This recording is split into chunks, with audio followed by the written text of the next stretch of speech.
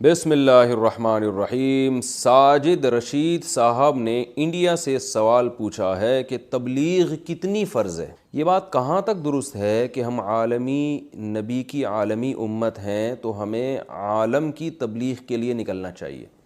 دیکھیں، اس میں تو دو رائے نہیں ہو سکتی کہ ہمارے نبی بھی عالمی نبی تھے، ساری دنیا کے سارے انسانوں کی طرف آپ کو پیغمبر بنا کے بھیجا گیا، اور آپ کے بعد کوئی نیا نبی بھی نہیں آئے گا، تو ظاہر ہے نبی کی جو ذمہ داری تھی وہ من حیث الامہ امت کی طرف ٹرانسفر ہو گئی ہے۔ تو اب اس امت پر من حیث الامہ لازم ہے کہ وہ اس دین کو پوری دنیا میں غالب کرے۔ تو من حیث الامہ کا مطلب یہ ہوتا ہے، تھوڑی گاڑی اردو استعمال کر رہا ہوں، کہ کسی ایک فرد کی ذمہ داری نہیں ہے، اب امت کی حیثیت سے ذمہ داری ہے۔ نبی صلی اللہ علیہ وسلم پر تو یہ فرض عین تھی کہ پوری ذمہ داری آپ پر اکیلے پر تھی، تو آپ صلی اللہ علیہ وسلم نے یہ پوری امت کو اس کا ذمہ دار ٹھہرایا۔ تو اب امت کے ہر فرد پہ اپنی صلاحیت کے بقدر اور اپنی جو ہے نا وہ جتنی استطاعت اس میں ہے اور جتنی صلاحیت ہے اس حساب سے اس پر تبلیغ فرض ہے۔ تو ایک درجہ تو تبلیغ کا وہ ہے جو صحیح حدیث میں آپ صلی اللہ علیہ وسلم نے فرمایا، من رأى منکم منکرا فلیغیرہ بیدہ فإن لم يستطع فبلسانه فإن لم يستطع فبقلبه وذلك اضعف الایمان۔ صحیح حدیث ہے کہ جو تم میں سے کسی گناہ کو ہوتے ہوئے دیکھے تو اس پر لازم ہے کہ وہ اسے اپنے ہاتھ سے بدل ڈالے۔ ہاتھ سے بدلنے کی طاقت اگر نہیں ہے، طاقت نہ ہونے کا مطلب یہ ہے کہ استطاعت ہی نہیں ہے، یا یہ کہ اگر ہاتھ سے بدلے گا تو اس سے بڑا فتنہ کھڑا ہو سکتا ہے، انفرادی سطح پہ فتنہ یا اجتماعی سطح پہ کوئی امت کو بڑا فتنہ ہو سکتا ہے، تو ایسی کنڈیشن میں آپ نے فرمایا فبی لسانی ہی، زبان سے روکے۔ اور اگر بولنے میں بھی فتنہ ہے یا بولنے کی طاقت نہیں ہے، ایسا ری ایکشن ہوگا کہ یہ برداشت نہیں کر سکے گا، یا ری ایکشن تو نہیں ہوگا لیکن اس کی ذات کے لیے تو ری ایکشن نہیں ہوگا، لیکن اجتماعی سطح پہ امت مسلمہ کو کوئی نقصان اس سے ہو سکتا ہے یا مصلحت کے خلاف یہ کام ہو سکتا ہے، تو ایسی صورت میں فرمایا نبی صلی اللہ علیہ وسلم نے فبی قلبہ ہی، اپنے دل سے بدل ڈالے۔ دل سے بدلنے کا مطلب یہ کہ نیت رکھے کہ جب مجھ میں طاقت ہوئی میں اس گناہ کو تبدیل کر دوں گا۔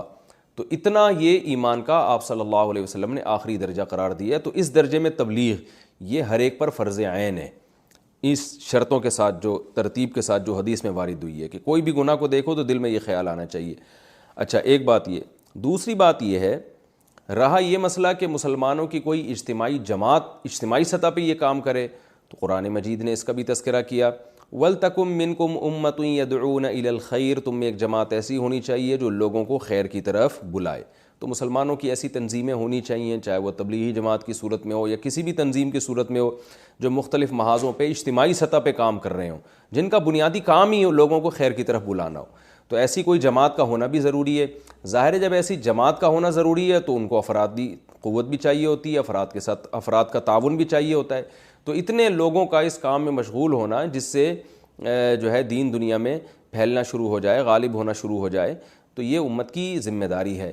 لیکن کسی فرد واحد کو لے کر یہ نہیں کہا جا سکتا کہ اس پر 4 مہینے لگانا فرض ہے، یہ اس پر فلانی تنظیم میں جانا فرض ہے، یہ اس پر یہ والا تبلیغ کا کام فرض ہے، کیونکہ شریعت نے جس چیز کو مبہم اور مجمل رکھا ہے تو ہم بھی اس کو مجمل ہی رکھیں گے۔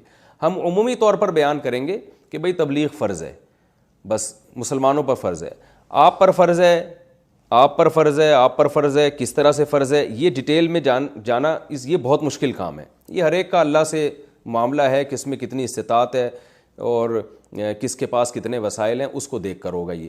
دوسری بات یہ کہ تبلیغ کا کوئی ایک طریقہ متعین نہیں ہے، بلکہ تبلیغ بہت سارے طریقوں سے ہوتی ہے۔ علماء دلائل کے ذریعے تبلیغ کر رہے ہوتے ہیں، باطل فرقوں کا جواب دے رہے ہوتے ہیں، وہ جو کنفیوژن پھیلا رہے ہیں اس کنفیوژن کو دور کر رہے ہوتے ہیں، اہل باطل جو کنفیوژن کر رہے ہیں، باطل فرقوں کا جواب بھی ہوتا ہے، باطل مذہب کا جواب بھی ہوتا ہے اس میں۔ اب مثال کے طور پر دیکھیں، ڈاکٹر ذاکر نائک نے تو تبلیغ جماعت میں وقت نہیں لگایا، لیکن وہ بھی بہت زبردست تبلیغ کر رہے ہیں۔ لیکن اگر ڈاکٹر ذاکر نائک تبلیغ جماعت کا انکار کریں تو یہ بھی غلط ہوگا، اس لیے کہ تبلیغ جماعت جس طرح سے کام کر رہی ہے اس طرح سے ڈاکٹر ذاکر نائک صاحب نہیں کر رہے، اور حضرت مفتی تقی عثمانی صاحب جس طرح سے تبلیغ کا کام کر رہے ہیں اس طرح سے نہ ڈاکٹر ذاکر نائک کر رہے ہیں، نہ تبلیغ جماعت والے کر رہے ہیں۔ تو ہر آدمی کا اپنا میدان ہے، تو اس لیے دین کے تبلیغ والے جو تبلیغ کے اکابر ہیں ان سے ہم نے خود ہی یہ بات سنی ہے کہ دین کے مختلف شعبے ہیں، تو ان سب شعبوں کو زندہ کرنا ہماری ذمہ داری ہے۔ تو تبلیغ والے بھی کوشش کر رہے ہیں سارے شعبوں کو زندہ کریں، علماء بھی کوشش کر رہے ہیں سارے شعبوں کو زندہ کریں، اور جو دلائل کی دنیا میں مناظرے کر رہے ہیں وہ بھی کوشش کر رہے ہیں. تو ہر ایک کا اپنا اپنا طریقہ ہے، جس کو میں کہتا ہوں پشتوں میں اخپل طریقہ ہے ہر ایک کا. تو اس میں کس کے لیے کون سا طریقہ کس وقت سوٹیبل ہے، یہ فیصلہ ہر شخص خود کر سکتا ہے. اور اس میں وہ علماء کے سامنے اپنے آپ کو رکھے، وہ اس کو مشورہ دیں گے، اس کی صلاحیتوں کو دیکھ کر وہ مشورہ دیں گے. تو اس لیے تزکیہ سب پہ فرض ہے کہ اپنی بھی اصلاح کرنی ہے، دوسرے کی اصلاح کی بھی فکر کرنی ہے. کیسے کرنی ہے، کس طرح کرنی ہے، اس کے لیے کوئی متعین طریقہ شریعت نے نہیں بتایا، بلکہ زمانے کے لحاظ سے، حالات کے لحاظ سے ہر شخص کے لیے مختلف ہے. تو لہذا میں لوگوں سے ایک بات کہتا ہوں، میں کیا، علماء یہ بات کہتے ہیں کہ اس بحث میں نہ پڑیں کہ فرض عین ہے، فرض کفایہ، تبلیغ، بلکہ اللہ نے جس کو موقع دیا وہ نکلے اللہ کی راہ میں. جو اس چکر میں پڑے رہتے ہیں نا کہ فرض عین ہے، فرض کفایہ ہے، 4 مہینے لگانا تو فرض عین تو نہیں ہے تو میں کیوں جاؤں، تو وہ بیچارے خیر و برکات سے پیچھے رہ جاتے ہیں. بھائی آپ کو موقع مل رہا ہے، آپ وقت لگائیں تبلیغ میں، 4 مہینے لگائیں، آپ کی زندگی انشاءاللہ بدل جائے گی. پھر دوسرے شعبے ہیں. تبلیغ میں وقت لگانے کا فائدہ یہ ہوتا ہے کہ ایک فکر پیدا ہو جاتی ہے اور اللہ سے تعلق قوی ہو جاتا ہے. تو فرض عین، فرض کفایہ کی فقہی بحث میں پڑے بغیر آپ وقت لگا لیں. دیکھیں کوئی کھانا سامنے رکھا ہوا ہو نا، بڑا صحت اس سے آپ کی بھی اچھی بھی ہو جائے گی اور کھانا بھی مزیدار ہے، بھوک بھی لگ رہی ہے. اب آپ مفتی صاحب کو فون کریں، مفتی صاحب میری بھوک کی یہ کنڈیشن ہے اور میرے باڈی میں ان منرلز کی کمی ہو چکی ہے، اس کے لیے یہ والا کھانا میرے پر فرض عین ہے، فرض کفایہ ہے، یا مستحب ہے، یا صرف جائز ہے. تو مفتی کہے گا بھائی تو کھانا ہے، کھا، فائدہ ہو رہا ہے تو کھا لو بس، ٹھیک ہے نا. کیا کرنا ہے اس بحث میں پڑھ کے کہ فرض عین ہے تو فرض کفایہ تو وہ، اور پھر وہ واجب لعینی ہے کہ لغیری ہے، ان اصطلاحات میں پڑھ کے فائدہ کیا ہے؟ بھوک بھی لگ رہی ہے، کھانا بھی موجود ہے، اور جو باڈی کی جو ریکوائرمنٹ ہے وہ تمام چیزیں کھانے میں موجود ہیں، بسم اللہ پڑھ کے کھاؤ، فائدہ ہوگا انشاءاللہ. تو بھائی تبلیغ میں جانا فرض عین ہے کہ فرض کفایہ ہے، مستحب ہے، واجب ہے، اس بحث میں پڑے بغیر جب ضرورت ہے معاشرے کی آپ جائیں گے. دیکھو میں ایک مثال سے بات سمجھاتا ہوں. رسول اللہ صلی اللہ علیہ وسلم نے پچھلی امتوں میں ایک شخص کی مثال دی ہے جس نے 99 انسانوں کو قتل کیا تھا، 99. تو ایک راہب کے پاس گیا کہ بھئی میں نے 99 انسانوں کو قتل کیا، کیا میری توبہ قبول ہو سکتی ہے؟ اس نے کہا نہیں ہو سکتی. تو اس نے راہب کو بھی قتل کر کے سینچری پوری کر دی. اس نے کہا جب جانا ہی جہنم میں ہے تو پھر 100 پورے کر کے جاؤ. لیکن اس کے دل میں پھر بھی اللہ کا خوف تھا. تو ایک عالم کے پاس گیا، حدیث میں آتا ہے فَسَأَلَهُ عَنْ أَعْلَمِ أَهْلِ الْأَرْضِ، لوگوں سے پوچھا کہ زمین کا سب سے بڑا عالم بتاؤ. فَدُلَّ عَلَىٰ رَجُلٍ عَالِمٍ، لوگوں نے عالم بتایا. فَأَتَاهُ فَقَالَ، عالم سے کہنے لگا إِنَّهُ قَتَلَ 100 نَفْسٍ فَهَلْ لَهُ مِن تَوْبَةٍ، 100 انسانوں کو میں نے قتل کیا، میری توبہ قبول ہو جائے گی؟ تو وہ عالم واقعی عالم تھے. انہوں نے فرمایا نعم من يحول بينه وبين التوبہ، تمہارے اور توبہ کے درمیان کون سی چیز حائل ہو سکتی ہے. یعنی انہوں نے اپریشیٹ کیا اس کو. لیکن چونکہ وہ عالم تھے صرف جواب نہیں دیا انہوں نے کہ ہاں توبہ ہو سکتی ہے. ان کو پتہ تھا جس ماحول میں اس نے گناہ سیکھے ہیں اس ماحول میں یہ توبہ پر قائم نہیں رہ سکتا، یہ توبہ کر کے توڑ دے گا. لہذا ان عالم نے اس شخص کو مشورہ دیا انطلق الى ارض كذا وكذا فإن بها اناسا يعبدون الله فاعبد الله معهم ولا ترجع الى ارضك فإنها ارض سوء، کہ تم فلاں فلاں بستی میں جاؤ، وہاں نیک لوگ رہتے ہیں، ان کے ساتھ رہ کر اللہ اللہ کرو اور واپس اس بستی کی طرف لوٹ کر نہیں آنا، وہاں جا کے توبہ کرو.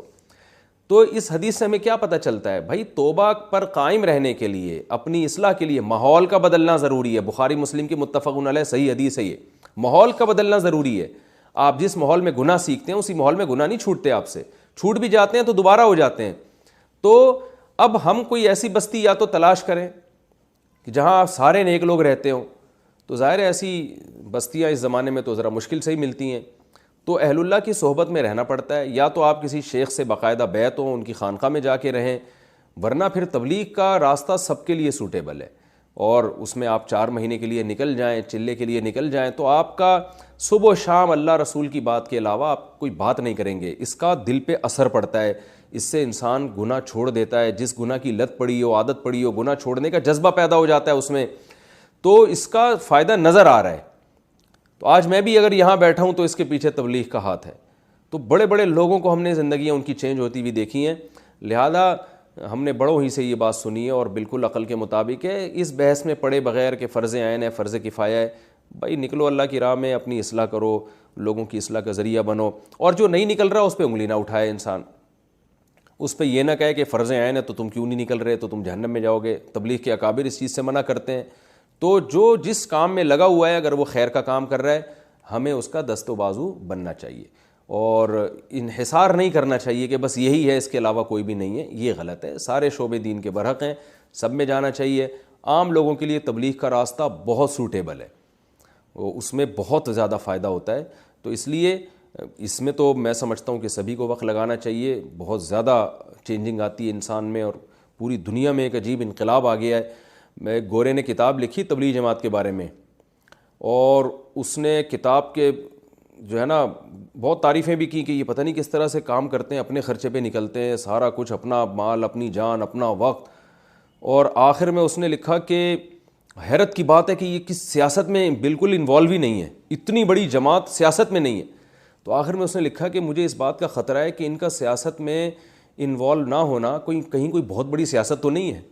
یعنی گورے کو بھی یقین نہیں آ رہا کہ اتنی بڑی جماعت ہے اور جو صرف اور صرف للہ فی اللہ, سیاست بھی دین کا حصہ ہے, میں سیاست کا منکر نہیں ہوں, لیکن اتنی بڑی جماعت جو تمام دنیاوی مفاد سے بالکل بالاتر ہو کر, جس کا کام صرف اور صرف اللہ رسول کے لیے, یعنی اللہ رسول کے دین کو دنیا میں پھیلانا اور لوگوں کے پاس جا کے ان کو محبت سے سمجھانا اور اس میں اپنی جان, اپنا مال, اپنا وقت, تو بھائی اس کی قدر کرنی چاہیے. اور جو لوگ بھی اس میں اختلاف و انتشار پھیلانے کا ذریعہ بن رہے ہیں, توڑنے کی کوششوں میں لگے ہوئے ہیں, اللہ تعالیٰ ان کو بھی ہدایت عطا فرمائے اور اتحاد اور اتفاق پیدا فرمائے. لیکن بہرحال اس میں وقت نہ لگانا یہ خیر و برکت سے محرومی کا ذریعہ ہے. اللہ تعالیٰ ہماری حفاظت فرمائے.